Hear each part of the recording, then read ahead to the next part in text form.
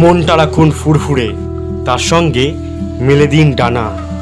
নমস্কার বন্ধুরা, আমি সৌভিক, আর আজ আমি চলে যাব কলকাতা আলিপুরের চিড়িয়াখানা এবং তার সঙ্গে দিয়ে দেব এই জায়গার সমস্ত তথ্য।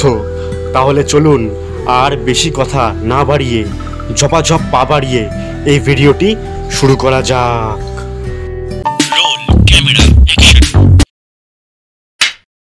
তাহলে চলুন, যাওয়ার আগে বলে দিই যে কিভাবে আসবেন আপনারা এই জায়গাতে। কলকাতা আলিপুরের এই চিড়িয়াখানা আসবার জন্য আপনাদেরকে সবার আগে আসতে হবে হাওড়া স্টেশনে, এবং হাওড়া স্টেশনে আসবার জন্য আপনারা এক নয় একাধিক ট্রেন পেয়ে যাবেন। তার মধ্যে যে কোনো একটি ট্রেনে করে চলে আসুন সোজাসুজি হাওড়া স্টেশনে। আমি অলরেডি এসে পড়লাম হাওড়া স্টেশনে। তারপর চলে আসুন বাস স্ট্যান্ডে। বাস স্ট্যান্ডে এসে আপনারা চিড়িয়াখানা যাওয়ার জন্য অনেক বাস পেয়ে যাবেন, কিন্তু যদি খুব কম সময়ের মধ্যে যেতে চান চিড়িয়াখানা, তাহলে উঠে পড়বেন 37 নম্বর বাসে, অথবা 37A কিংবা 17 নম্বর বাস ধরে আপনারা চলে আসতে পারেন। এই বাসগুলিতে করে আপনারা খুব কম সময়ের মধ্যে চলে আসতে পারেন চিড়িয়াখানা। তার মধ্যে আমি এই ছোট্ট বন্ধুকে পেয়ে গেলাম, আর আমার সময় তো খুব দ্রুত কেটে গেল। আপনাকে নামতে হবে ইকবালপুরের এই মোড়টাতে। এই মোড়টাতে এসে ডান দিকের রাস্তা ধরে একদম সোজা হাঁটতে হবে। সোজা কিছুটা এলে পরেই পেয়ে যাবেন ন্যাশনাল লাইব্রেরি, অর্থাৎ কলকাতার বুকের একটি ভৌতিক স্থান।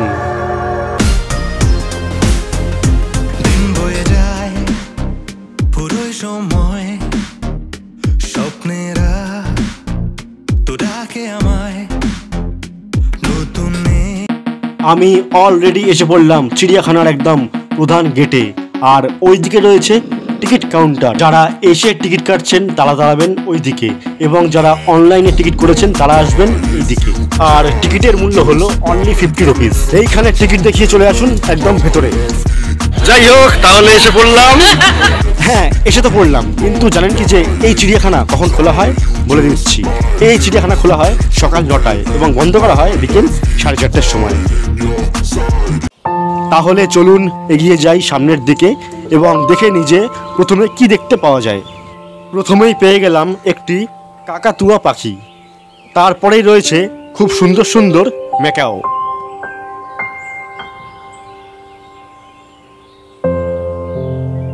এগুলো হলো পেন্টেড স্টক। এগুলো বিশেষ করে শ্রীলঙ্কা, নেপাল এবং মায়ানমারে দেখতে পাওয়া যায়। এই হলো একটি সুন্দর ময়ূর, আর এর ঠিক পাশেই রয়েছে এক ঝাঁক খাঁচায় বন্দি সাদা ময়ূর। তবে এইখানেই শেষ নয়, এই জায়গায় রয়েছে আরও নানান বিদেশের পাখি, যা কেবলমাত্র এই আলিপুর জোতে আসতে পরেই দেখতে পাওয়া সম্ভব। এই দিকে রয়েছে এক ঝাঁক এমু, আর এই পাখিগুলি দেখতে পাওয়া যায় অস্ট্রেলিয়াতে। এবার চলে এলাম হাতিদের আস্তানায়। ফাঁকা মাঠে লেজ আর সুর দুলিয়ে দুলিয়ে ভালোই ঘুরে বেড়াচ্ছেন দুজনে মিলে। আসুন আসুন, এদিকে আসুন, আমি রাজেশ খান্নার ফ্যান।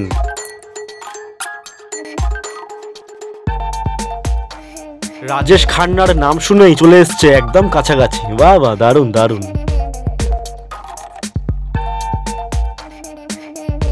যাই হোক, তাহলে হাতির পর্ব শেষ। এবার দেখি যে এরপরে কি রয়েছে। বাহ বাহ বাহ বাহ, এদিকে রয়েছে একটি জলহস্তী, মুখটা জলের ভেতরে আর পিঠটা উপর দিকে। এই নড়েও না চড়েও না, এ মনে হয় জড়বস্তু। দূর, দেখবো না। ভেতরেই পেয়ে যাবেন বিভিন্ন খাবারের দোকান, তবে আমি বলবো যে এখান থেকে খাবার না খাওয়াই ভালো, কারণ দামটা একটুখানি বেশি পড়ে, আর বাইরে দিয়ে খেলে পরে দামটা কম। এছাড়াও বাড়ি থেকে খাবার নিয়ে আসতে পারেন। ভেতরে এসে বিড়ি সিগারেট একদম খাবেন না, স্মোকিং করবেন না, আর যদি ভুলটি করে ফেলেন তাহলে আপনাকে ধরে কিন্তু ঢুকিয়ে দেওয়া হবে বাঘের কিংবা সিংহের খাঁচায়। অতএব খুব সাবধান। সিংহের নাম করতেই পেয়ে গেলাম সিংহের দেখা, তবে এটা সিংহ নয়, এটা হলো সিংহী, আর সিংহ মহারাজ এখন বিশ্রাম নিচ্ছেন। যাই হোক, জঙ্গলের রাজা বলে কথা।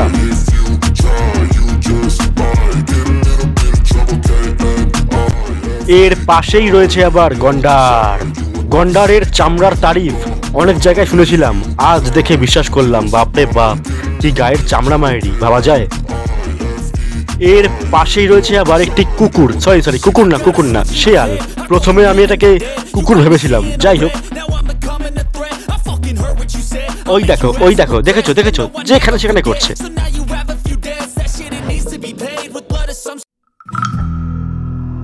চলুন এবার ঘুরে আসি বাঘের আস্তানা দিয়ে। চলে এসছি একদম বাঘমামার কাছে। বাঘমামা হেঁটে হেঁটে আসছেন ফুল সোয়াগ নিয়ে। কিন্তু এ কি বাঘও দেখি হিসু করছে সেই শিয়ালের মতন। কোনো লজ্জা শরম নেই, জানেন তো, কোনো লজ্জা শরম নেই এদের। ওই দেখো বাঘমামা আবার রাগ করে চলে যাচ্ছে। আরে মামা যেও না এদিকে আসো। আরে ও মামা শুনছো? আরে যেও না, হ্যাঁ আসো এদিকে আসো। ও বাঘ মামা করো না তো রাগ মামা, তুমি যে রেগে যাবে এটা কে জানতো। যাই হোক, বাঘমামা এসে গেছে একদম আমাদের সামনাসামনি, পুরো মুখোমুখি বাঘমামার সঙ্গে। একদম সামনাসামনি এসে বাঘমামা তার দর্শন দিয়ে চলে গেল তার নিজের কাজে। যাই হোক মামা, ভালো থেকো। এবার চলে এলাম বাঘমামার পিস্তত ভাই নেকড়ে মামা, মানে নেকড়ে বাঘের কাছে। তিনি বর্তমানে এখন গভীর নিদ্রায় মগ্ন, তবে ইনি কিন্তু ভীষণ রাগী। শীতকালে একটা দিন ঘুরে বেড়ানো, খাওয়া দাওয়া করার জন্য এই চিড়িয়াখানা হচ্ছে একদম উপযুক্ত জায়গা। কিন্তু হ্যাঁ, এখানে খাওয়া দাওয়া করবেন কিন্তু কোনো রকম প্লাস্টিক ফেলবেন না, কারণ এই জায়গাটি হলো নো প্লাস্টিক জোন। আর যদি আপনি ভুল করেও এখানে খাওয়া দাওয়া করে কোনো রকম প্লাস্টিক ফেলেন, তাহলে কিন্তু এই যে বসে আছে মিস্টার জাগুয়ার, সোজা ধরে এর খাঁচায় ঢুকিয়ে দেওয়া হবে। আর ইনিও কিন্তু বড়ই হিংস্র। এর পাশেই আছে আবার বাঘমামার মাস্তুতো ভাই চিতা, মানে চিতাবাঘ। গার্লফ্রেন্ডকে হারিয়ে যিনি বর্তমানে ভিতরে একা একা ঘুরে বেড়াচ্ছেন। দাঁড়ান ভালো করে দেখাচ্ছি। এবার দেখুন তো, বেচারা পুরো দেবদাস হয়ে গেছেন। ঠিক আছে মামা, আমি তাহলে আসি, তুমি তাহলে ভালো থেকো। এবার চলে যাব সরীসৃপ ভবন, অর্থাৎ সাপেদের দুনিয়ায়।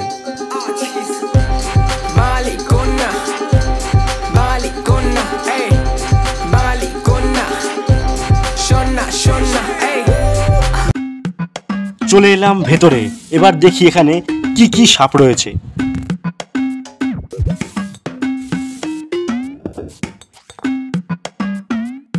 এই হলো অজগর সাপ, যিনি এখন জলের মধ্যে ডান্স করছেন, মানে নাগিন ডান্স।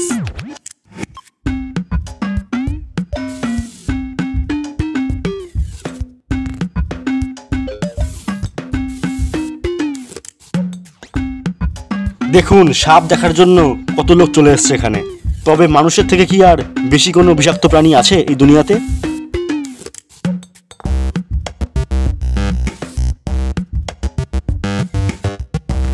এটি হলো বার্মিজ পাইথন, একটি ডেঞ্জারাস সাপ।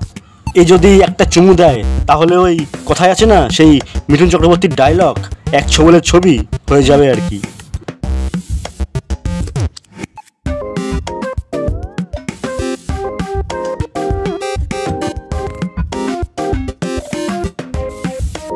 এটা হলো গোসাপ। তবে নাম গোসাপ হলেও এটা কিন্তু কোনো সাপ নয়, এটি একটি টিকটিকির মতন বড়সড় প্রাণী। গো শব্দটি এসছে গধিকা থেকে। বৃহত্তম গোসাপ হলো ইন্দোনেশিয়ার কমান্ডো ড্রাগন। এদিকে আছে একটি চন্দ্রগড়া, আর চন্দ্রগড়া হচ্ছে খুব কমন সাপ, যেটা আমাদের এখানেও খুব দেখতে পাওয়া যায় আর কি। এদিকে আছে জলের রাজা কুমির, যিনি এখন বর্তমানে ডাঙায় বসে বসে বিশ্রাম করছে, মানে শীতকাল পড়েছে, একটু গায়ে একটু রোদ লাগাচ্ছে আর কি। একটু দেখুন তো ভালো করে মুখটা একবার আমাদের, একটা একরকম না? হ্যাঁ, একই রকম পুরো একদম। শীতকাল কিন্তু ঘুরে বেড়ানোর দিন, আর চিড়িয়াখানাতে এসে সারাদিন থাকা, খাওয়া, বিভিন্ন পশু পাখি সবকিছু মিলিয়ে কিন্তু একটু সুন্দর সময় কাটানোই যায়। এদিকে একটি ছোট্ট গরিলার বাচ্চা বেশ ভালোই লাভজপ দিচ্ছে। চলুন তাহলে এবার ঘুরে আসা যাক লিজার্ড, কচ্ছপ, হরিণ এবং জিরাফের দেশ থেকে।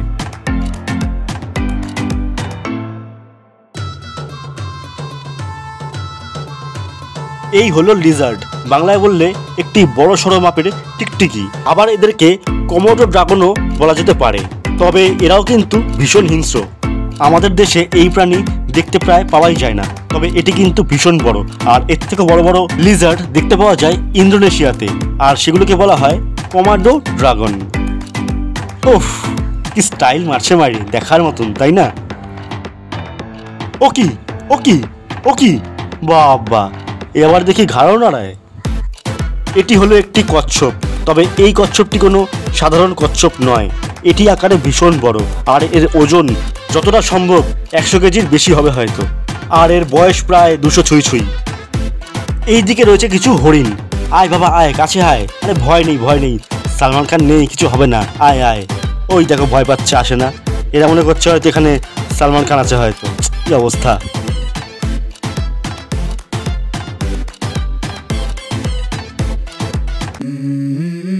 চলুন তাহলে এবার আমরা ঘুরে আসি জিরাফের দুনিয়া থেকে।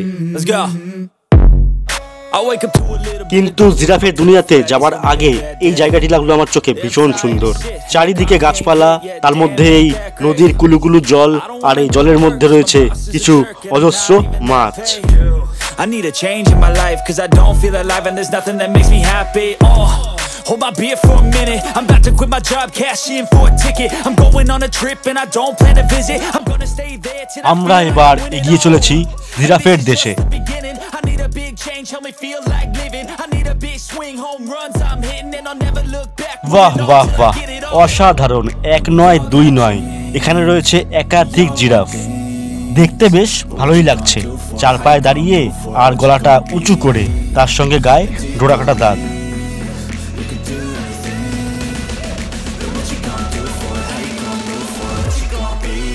তাহলে আজকের ভিডিও এখানেই শেষ করলাম।